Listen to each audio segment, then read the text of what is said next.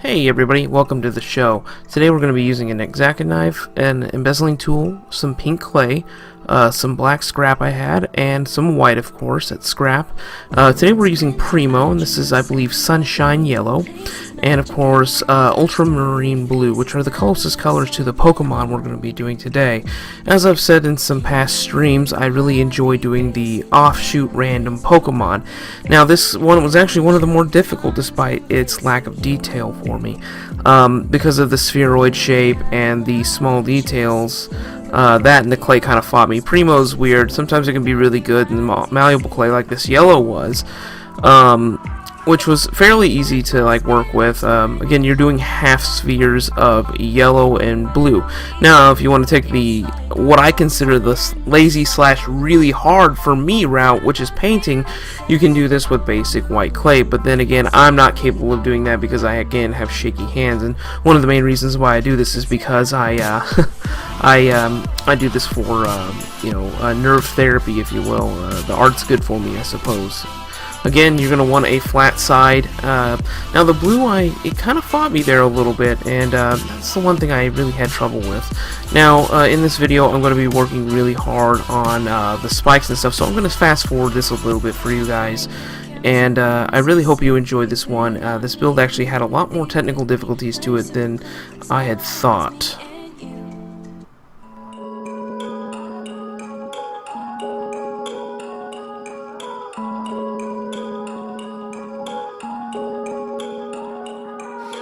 It's winter, I dream of summer. We go places, magic and wonder. Starlit faces never look somber, no. Can you feel my heartbeat racing? Memories of heartbreak fading. I reach out, these arms embracing you. They don't have a love worth chasing. We go far beyond those spaceships. Open up your eyes, you see it too.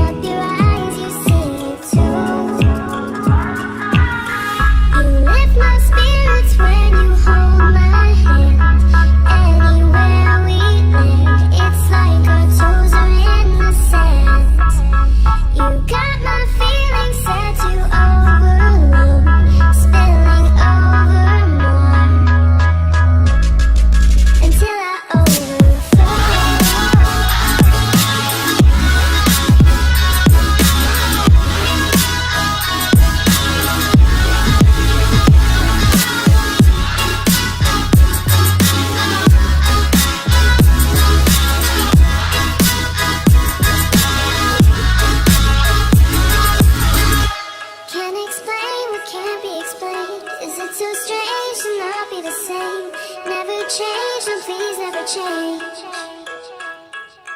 Fill my soul, your words set me free. Take me wherever I wanna be. Be my harmony.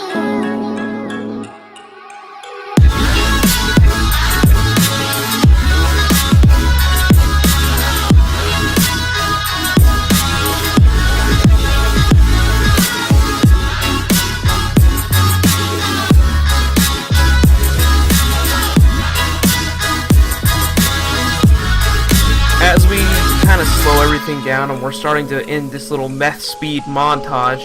As you can tell, I spent a lot of time on the spikes and everything like this. This is of course pre-bake, and again an annotation will come up for you whenever we're in that process. But the spikes really were giving me some trouble, and some of you are going to go, well Jess, you forgot the black dots on the eyes. Well, after doing some looking and stuff like that, of course I like to give some character to my builds, and I figured that the pupils kind of made it look derpy and bulbous, so I went more for an anime / Mario enemy kind of look, where the white of the eyes are only showing, and it's got that sneer on its face, like a bad attitude kind of look, with one eyelid slightly lower than the other, almost looking at it with disgust. And so I wanted this poison water Pokemon to actually look the part of the personality, just like I did with Rowlet. Now, coming up, I'm going to be throwing this little puppy in a terrarium at the end, but of course you want to make sure to bake it. Make sure you have all the tinfoil down, and tinfoil propping up parts of it. I just pulled it out of the oven, of course, at this point. Remember to do about 30 minutes at 275 degrees, and right now I'm just really fidgeting with where I should put the tail. Traditionally it'd be off to the side, but I kind of like it like almost like a scorpion, where the paddle's up rather than to the side. That, and it also will fit in the terrarium a little better. A little hot glue there will make it stick. Again, the blue was giving me fits, so I didn't really want to bother.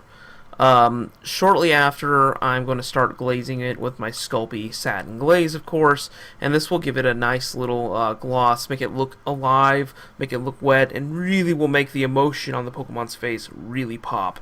And I worked with a resin. Again, these resins are very easy. It's a clear, dry resin. It is toxic, so make sure to, I did that off camera, of course. Make sure when you actually make that to make it in a well-ventilated area or outside. Honestly, outside, because the chemicals are very heinous and are potentially cancerous. So at this point, everything's pretty much done. There was a hairline crack, but you really can't notice it, and it kind of healed itself with the satin finish. But I also used the resin with some seashells and some of those bushes, and it looked like low tide, so he's kind of angry to be out of the ocean, and setting him in there looks really great, and I decided not to glue him down. I hope you guys enjoyed this one, and I really worked hard on it. And again, I thank you guys for watching, and I will see you in the next video. Bye!